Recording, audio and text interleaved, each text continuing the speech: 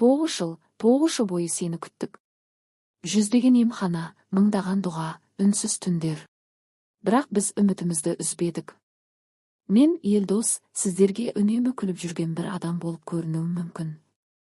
Бірақ ішімде мен де сындым.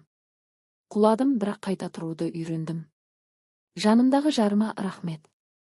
Ол ешқашан мені кінәламады. Керісінше бәрі жақсы болады деп қолдап отырды. Ал бүгін мен сіздермен өмірімнің ең маңызды жаңалығын бөліскім келеді. Біз ұл күтіп отырмыз. Иә, дұрыс естідіңіздер. Ұл келеді. Бұл тек біз үшін емес. Бұл барлық балаға зар болып жүрген отбасыларға арналған үміттің нышаны. Егер сіз де дәл қазір күресіп жүрсеңіз, сеніңіз. Бір күні сіз де көк түтінді көресіз.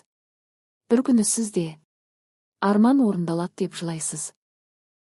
Желі қолданушылары Елдос пен жұбайының қуанышын құшақтап, шын жүректен бата тілеп жатыр.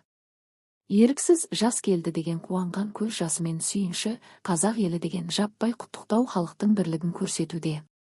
Блогерлік алаңдарда 4 миллион қаралым жинап, 130 мыңнан астам пікір қалдырылуы бұл оқиғаның қаншалықты үлкен резонанс тудырғанын анық көрсетеді.